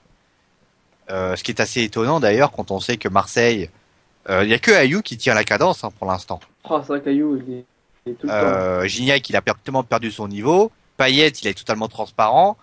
À un moment donné aussi, je pense que comment dire, les cadres ont pour ainsi dire baissé les pieds et ça a créé des espaces. Et je pense que aussi l'absence, bizarrement, Marseille a commencé à très mal jouer quand Nkoulou a disparu. C'est vrai. Hasard ou coïncidence? Ben après, c'est comme je disais avec Zlatan tout à l'heure. On enlève un très bon joueur à une équipe, on joue pas pareil. Le problème, c'est que là, les effets ont été dévastateurs. Parce que je crois qu'Nkoulou, ça fait des années qu'il est à Marseille. Quand je crois d'ailleurs qu'il était même capitaine, il me semble, à Marseille, ou du moins d'être pas loin du capitanat. quand t'es pas loin d'avoir le brassard ou que t'as le brassard, forcément déjà t'as ta puissance physique, t'as ton jeu qui est là, mais t'as aussi derrière, tu peux dire à ton camarade, bon mais écoute, ça me plaît pas ce que tu fais. Bon bien sûr lui dire calmement, hein, tu vas pas non plus gueuler, mais voilà, dire écoute ça me plaît pas, essaye plus de faire ça. La personne va te dire bon ok, je vais peut-être t'écouter, voir ce que ça donne. Bon, peut-être pas tout le temps, mais voilà, généralement voilà, tu vas essayer d'écouter ton capitaine, puis une coup d'expérience et tout. T'enlèves l'expérience, t'enlèves le facteur qui fait que t'enlèves le pilier d'une équipe. Forcément derrière l'équipe elle tient pas. C'est comme je suis sûr, tu enlèves Hilton à Montpellier, on se prend 3 buts par match. Alors que pourtant des fois Hilton il fait des matchs pourris. Mais c'est que voilà il est là, il a le brassard de Il est nul, capitaine. Hilton. Non, franchement des fois il nous sauve. Oh, des Ah, fois à il nous Marseille, sauve. personne ne le regrette, hein. Crois-moi. Eh ben nous à Montpellier on est bien content qu'il y soit le capitaine Aéro. Et Eh justement. ben, gardez-le. Eh ben, gardez-le. Non mais franchement non il Vous fait. avez fait une bonne affaire quand même de le filer à Montpellier, hein, quand même, Julien. Ouais. Non parce qu'il fait des bonnes performances à Montpellier. Je sais pas si tu regardes les matchs de Montpellier, mais il est là en défense. Des fois il fait des Oh, erreurs, je m'en mais fous, je m'en fous. non mais comme tous les défenseurs, des fois ça lui arrive de faire une erreur. Le problème c'est que même quand il fait un match pourri, il arrive quand même à te faire 2-3 bons tacles. Il arrive quand même à être là, à dire donc c'est soit El Koutari, soit Congré, et redescend un peu, viens m'aider ou quoi. Et au lieu d'en prendre 3, on va en prendre qu'un quand il est pas en forme, par exemple. Et donc voilà, c'est ça, c'est Nkoulou, c'est un peu un pilier. C'est comme alors faut que je prenne un exemple. C'est comme si on enlevait Piqué au Barça. C'est comme voilà, si on enlevait des grands joueurs comme ça. Je vais pas faire non plus tous les grands clubs, mais c'est comme si on enlevait le grand défenseur à tous les grands clubs. Vous allez voir que très vite, Ce qui est bien d'ailleurs, c'est que il a quand même réussi à nous placer Montpellier, Julien. voilà. Ouais, bah, il est fort, il est fort. Non mais Il considère donc Montpellier comme un très grand club au niveau du Barça. mais non, Ouais. mais non, mais non. Bon, j'aurais pu dire c'est comme si on enlevait Thiago Silva au PSG. Le problème c'est que Thiago Silva il est très jeune, très talentueux mais très jeune. Donc le côté expérience ne marche pas. Mais voilà. Et en fait donc le troisième truc qui me... Thiago Silva, c'est le meilleur défenseur du monde d'après certaines personnes. Alors, Oui, non mais oui, et oui. Fafal, t'es en train de t'enfoncer encore une Non, fois, non. comme après les clubs ukrainiens et les clubs turcs. Après maintenant, Fafal, il est en train de s'enfoncer sur un truc. Non. Thiago On va le laisser Silva. creuser, je crois. Non, Thiago Silva est une perle. J'ai rien contre lui. Il manque juste d'expérience. Dans 5 ans, là par contre personne pourra le franchir dans 5 ans. Là c'est Hein Hein? dans 5 ans. Quoi?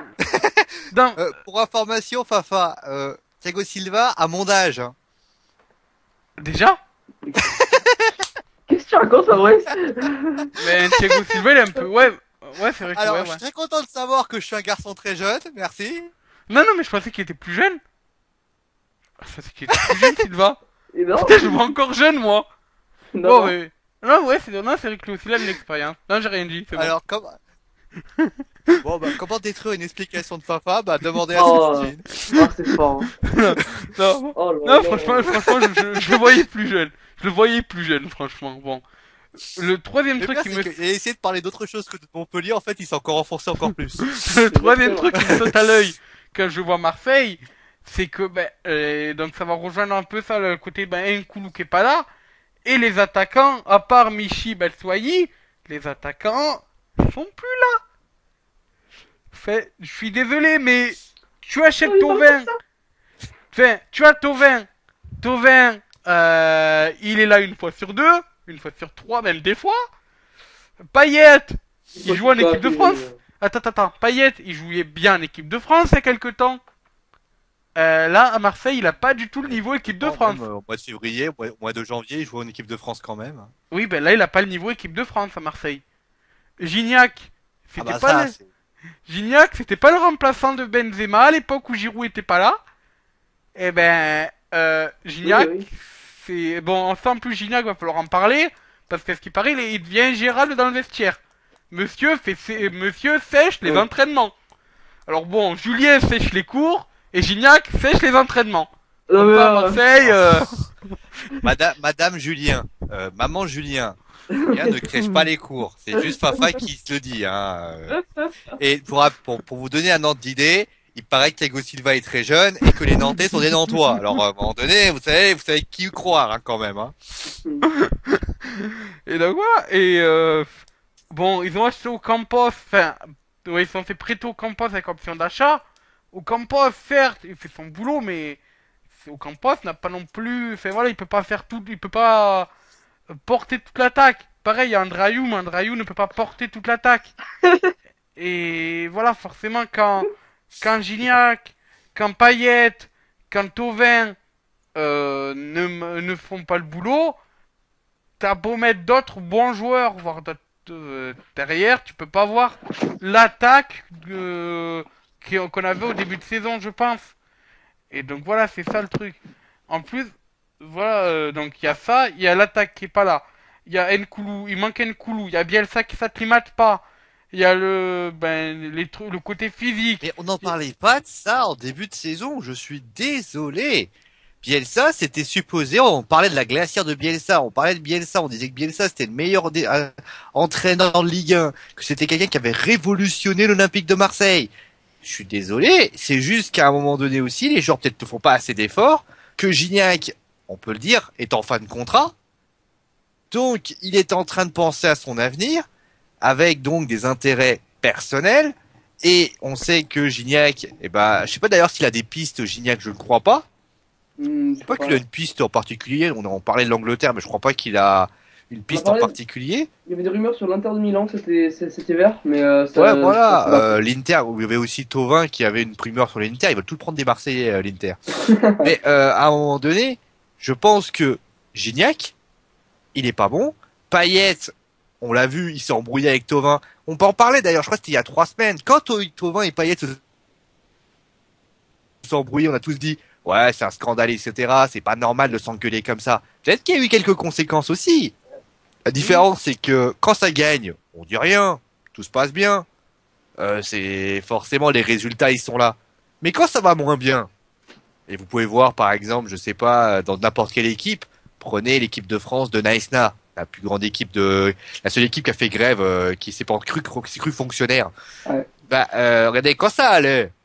Bon, ça allait jamais, mais bon, quand ça allait, on se disait bon, voilà. Mais quand ça allait plus, devinez ce qui s'est passé. Il y a eu grand n'importe quoi. Et c'est ce qui peut se passer. Cette équipe à Marseille, elle est même plus sur un fil. Le fil est en train de se tendre à un point qu'on peut même pas imaginer. Si, je sais pas contre qui ils jouent l'année. Il y a dans 2 semaines en tout cas, ça je le sais. Ils affrontent Lyon. Et Montpellier. Ouais. Ça veut dire quoi? Ça veut dire que si contre Lyon ils perdent, le titre il s'est fini. Le titre, il s'est fini. Ah, pas forcément, il faut qu'il nous parle de Montpellier, lui. Mais c'est évident qu'à un moment donné, je pense que Marseille a un grand besoin de retrouver un petit peu une assise.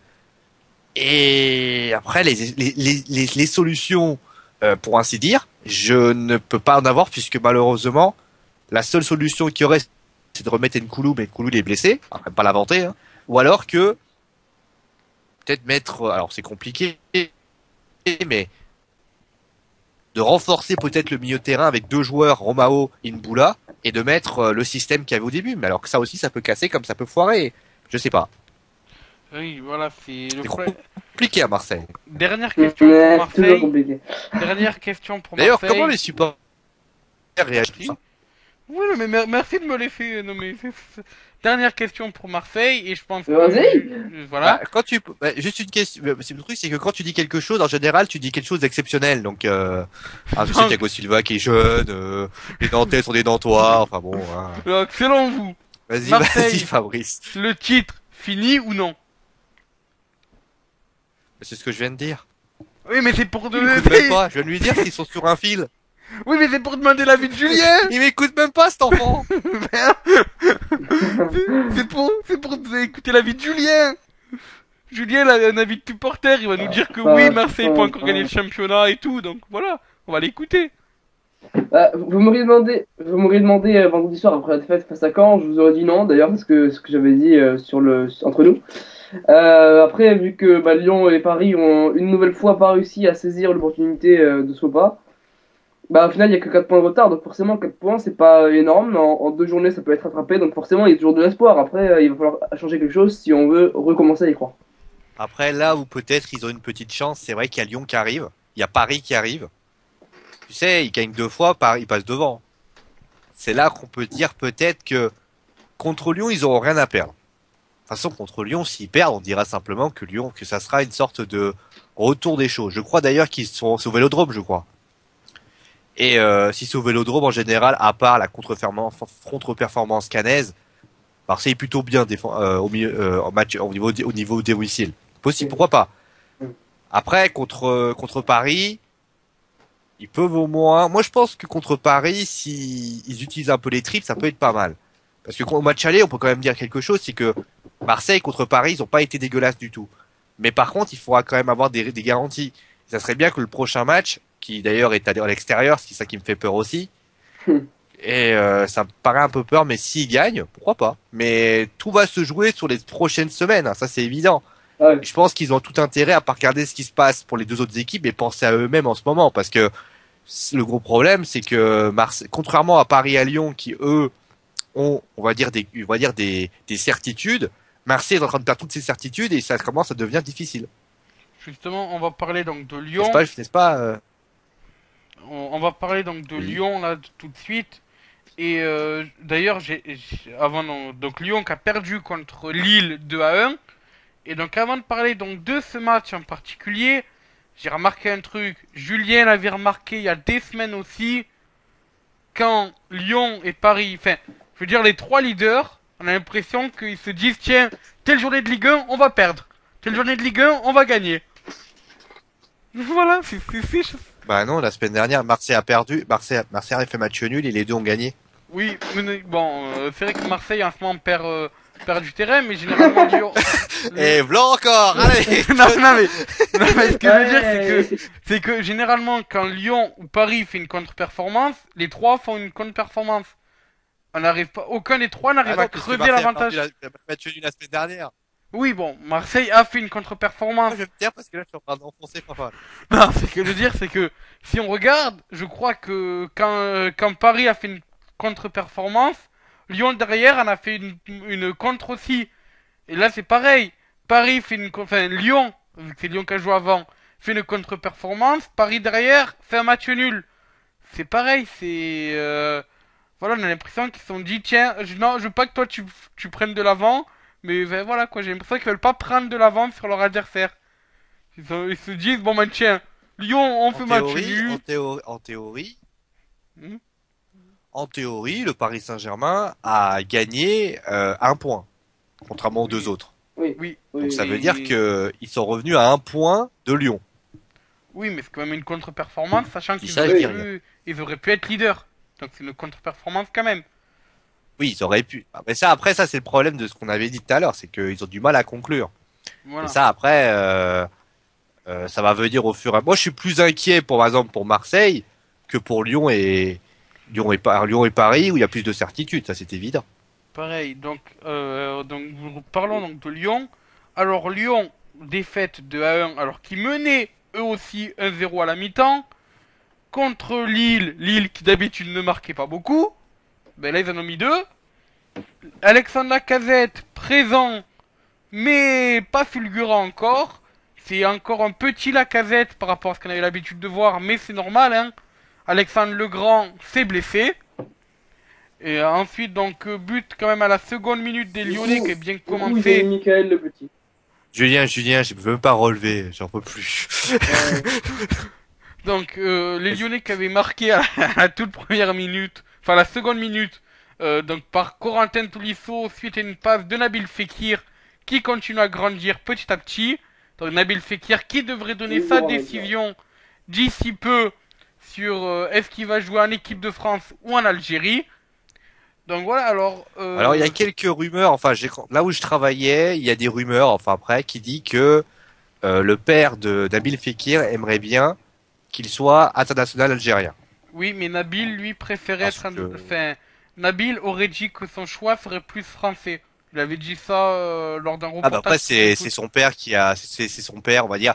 Enfin c'est plutôt branche algérienne, plutôt la famille du côté de l'Algérie, qui aimerait bien qu'ils représentent parce que c'est un peu, voilà, t'es d'Algérien, donc c'est pour représenter le peuple algérien. Oui, Bon, mais après, après, voilà. effectivement, s'il est en équipe de France, tant mieux pour nous et pour lui. Parce que bon, certes, il y en a qui vont encore critiquer. Oui, mais il y a plus de blancs en équipe de France et tout. Mais je suis désolé, mais quand on voit des joueurs, quelles que soient leurs origines, qui sont forts, si les joueurs comme ça, d'origine étrangère, mais qui sont français, arrivent à qualifier l'équipe de France en Coupe du Monde ou quoi, moi je suis pas contre. Perso, ça me dérangerait pas de voir des Nabil Fekir en équipe de France s'il y a du beau jeu.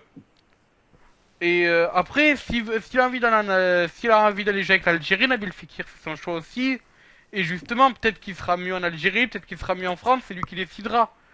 Après, voilà, bon, moi, ce que je note quand même, c'est Nabil Fekir a profité de l'absence d'Alexandre Lacazette. Mais maintenant, enfin, donc, il est toujours bon maintenant qu'Alexandre Lacazette est revenu. Par contre, Lacazette a du mal à revenir de blessure. Bon, ça peut paraître normal, bien sûr. Est-ce que Ouais. Lyon peut encore faire un faux pas la semaine prochaine? Ils affrontent Montpellier. Je dis ça, je dis rien. Oui, je pense que oui. Honnêtement, je pense que oui, parce que Montpellier, malgré le fait qu'on s'en moque un peu, c'est une très bonne équipe en ce moment. Ils sont sixième et en cas de victoire peuvent prendre la quatrième place, si je m'abuse. Ouais. Ouais, parce qu'ils ils ont un match en retard contre Monaco, justement, l'équipe qui pourrait passer. Donc, ouais, donc bien sûr qu'ils peuvent perdre Lyon. Montpellier, c'est une bonne équipe. Et après, à voir si Lyon savent gérer sans la casette maintenant. Hein. Il faut qu'ils savent gérer sans lui. C'est bien d'un côté qu'ils essaye de travailler à jouer sans lui parce que finalement une équipe c'est pas un seul joueur, on en a déjà parlé. Donc ouais, bien sûr que Lyon peut perdre la semaine prochaine. Donc, Julien, Après, le bien problème sûr, de, Julien, tu noteras que je t'ai bien passé 50 € pour que tu sois gentil avec Montpellier. Exactement. non, mais pour revenir à ce match, ça sera, si je ne m'abuse, à la Mosson. Ouais. Donc Oui. ça peut être, oui, il peut y avoir une bonne performance, surtout que Montpellier réussit plutôt bien à Lyon. Après, là où je serais, où je suis pas étonné par la Casette, c'est que la Casette a subi une blessure. La Casette doit retrouver son niveau qu'il avait avant sa blessure. C'est normal, hein, il a été un petit peu arrêté en plein vol. Il faut qu'il retrouve un petit peu ses capacités. Ça va venir, ça va revenir, il n'y a pas de problème. Hein. La Casette, certes, il n'a pas marqué, mais c'est quand même un excellent buteur. Après, là où je serais quand même, ce qui m'a plus étonné à Lille, c'est pas le fait qu'ils perdent, parce qu'on peut toujours perdre des matchs. La défaite est toujours là, on peut toujours perdre. Ce qui m'a étonné, c'est plutôt les critiques vis-à-vis de des dirigeants. L'Hubert Fournier qui tout de suite sort, les gens n'ont pas été assez concentrés. Lacombe qui dit ils n'ont pas été assez professionnels. Jean-Michel Aulas qui retweet une supportrice de l'Olympique Lyonnais.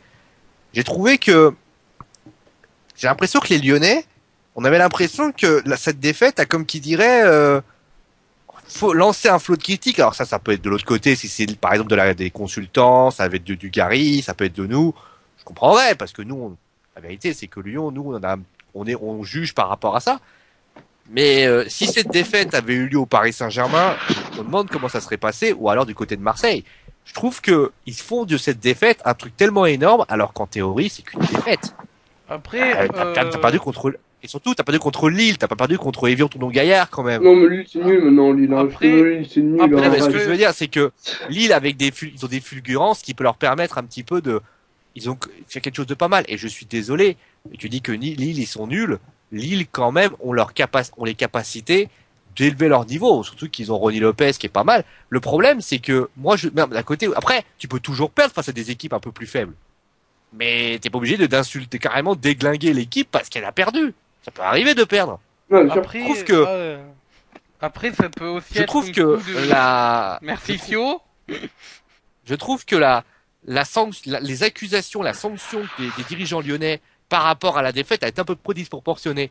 Et tu es un Lacazette, tu es un Fekir, tu es un Fekir, tu es un Tolisso, tu es un Gonalon, tu es un Vercoute, pardon, il est parti. Tu es un Anthony Lopez. putain, t'as perdu un match, on te déglingue comme ça, mais franchement, tu les tires un peu les boules, quoi. T'as perdu un match, t'as pas non plus, t'as tenu tête au Paris Saint-Germain, alors que tu te faisais dominer comme personne. T'avais Anthony Lopez qui était inarrêtable. T'as quand même gagné contre Nantes, ça a été pas facile. T'as quand même été tenu face à la Lacazette. Ça va, le but c'est pas de déglinguer l'équipe parce qu'elle a commencé à faire une contre-performance. On a le droit de passer d'un côté d'un match, hein. Arsenal pourrait en parler, hein. Après, derrière, ça peut être Ouais, bah oui, une motivation aussi, fait par les dirigeants lyonnais. Regarde, on prend l'exemple donc d'Evian Tonon Gaillard, Dupraz qui avait dit en milieu de début de saison aux joueurs d'Evian, si vous voulez jouer en Ligue 2, continuez. La journée d'après, Evian qui gagne.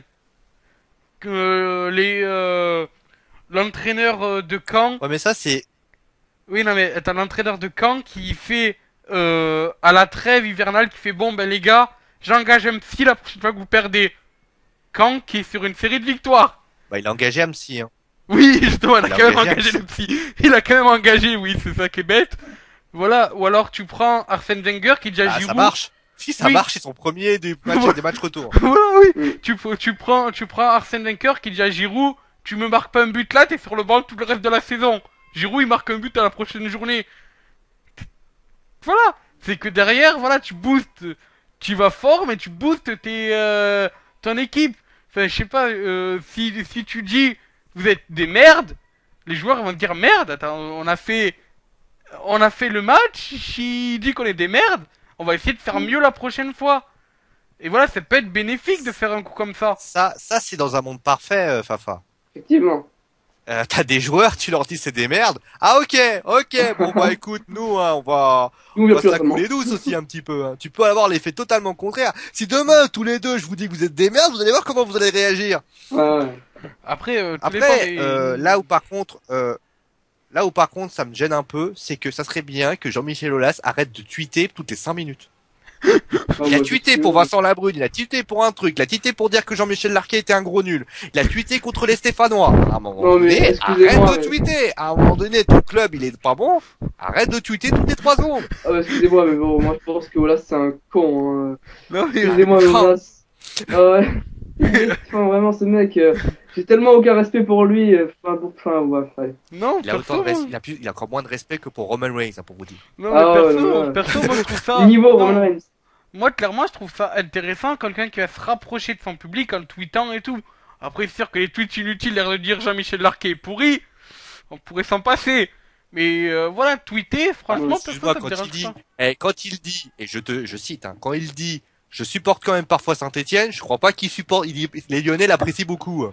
Oui, Effectivement. c'est vrai que voilà, des tweets mal utilisés malheureusement.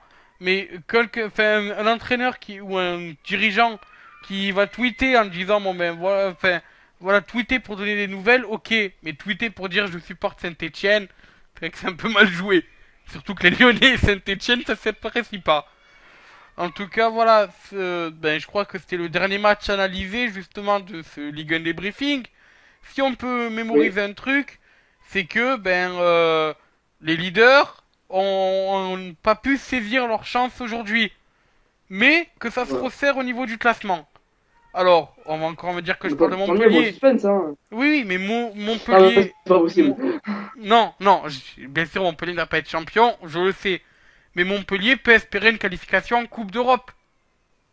Tu l'as dit Oui, toi-même, bien sûr. Montpellier peut être quatrième à la fin de la prochaine journée, vu qu'ils ont un match de retard.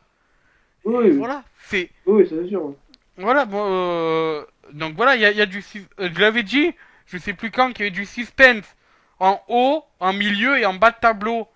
En bas de tableau, il commence à avoir moins de suspense parce que quand ils sont en train de dire les gars, la zone rouge, ça m'intéresse plus, moi je préfère viser en haut. En milieu de tableau, enfin en milieu de Ah, les tableau, plus en gros. haut, les plus gros. enfin on va dire entre la troisième et la huitième place, ça commence à se resserrer. Parce que ben, malheureusement, Marseille fait de plus en plus de points. Marseille a encore un tapis pour l'instant d'avance. Mais s'ils continuent à perdre, ils peuvent perdre leur troisième place au profit de Monaco. Et devant, il y a une bataille entre Lyon et Paris. Donc je pense vraiment que là, les dernières journées de ce classement, enfin de la Ligue 1, vont être vraiment très serrées. Je sais pas ce que vous en pensez.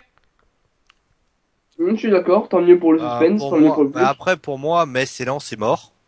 Ah bah oui, ils sont morts. Son 22 points, c'est quasiment fini. C'est Hein. c'est fini, ouais. Ouais. Déjà, il y en a un qui a pas de banque. Et l'autre qui, malheureusement, Il n'a pas de joueur. n'arrive pas à enchaîner. C'est pas une question de pas de joueur, c'est juste une histoire que Metz, bah, c'est une équipe très jeune et ils ont pas là. Au moins, eux, ils ont pas comme Thiago Silva, hein, ils ont pas 30 ans, hein, n'est-ce pas, Fabrice?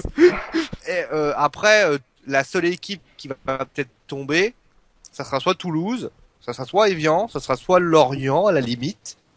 Ouais, les gens t'en pas le mec.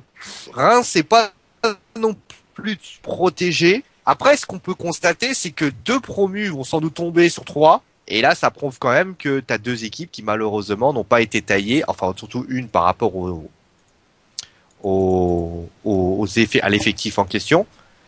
Et puis voilà. Et je pense que Marseille Marseille. Parce que je suis en train de dire un truc à Marseille, c'est énorme. C'est que Marseille vient de faire un match amical contre Istres 2-1.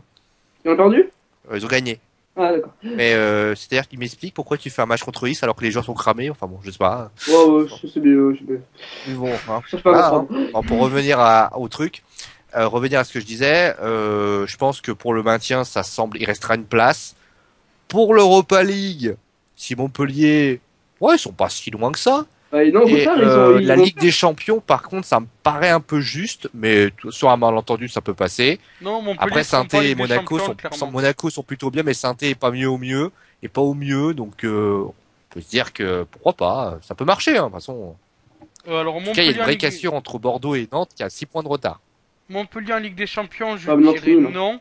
Alors pour une raison très simple, c'est que Montpellier peut être très irrégulier. Ils peuvent enchaîner les victoires comme ils peuvent perdre. Et je pense qu'on n'a pas l'effectif assez solide pour jouer une Ligue des Champions, que ce soit en barrage. Par contre, l'Europa League, je Ouais, serai évidemment. pas, bien sûr, je vais supporter Montpellier jusqu'à la fin de la saison pour que Montpellier aille en Europa League, ça serait bien. Après, ça va être dur et ça va Ouais, être dans la serré. France. Ça va être serré de partout. Et je, On va étonner qu'on parle pas de Montpellier. non mais c'est, t'en as Non, Je parlé, non, rigole, là, hein, je là, rigole, non. hein. t'en as parlé là, C'est la justifié. Mais santé, oh là là. Là, pour une fois que c'est justifié en plus, non. En plus. Voilà. Non, mais franchement, ça va être serré de partout. Et je pense que pas beaucoup de gens peuvent dire là maintenant le classement exact à la fin de la saison de Ligue 1. Parce que Paris-Lyon, un point d'écart. Marseille, bon, peut-être. Marseille, c'est peut-être un peu fini. 4. Ouais, oui, voilà. Non, c'est non, peut-être- 4 c'est pas fini, oh. Oh. Non, mais tout dépend du momentum qu'on aura petit à petit. Et voilà, c'est que je Le pense momentum, ouais. que ici, nous trois, nous ne pouvons pas dire le classement exact à la fin de la Ligue 1. Je pense pas. Non, non. Fafa, tu dis que Montpellier est irrégulier. La dernière défaite, c'est Paris, si je ne m'abuse. Et sinon, la dernière défaite en championnat, c'était Bastia le 8 novembre.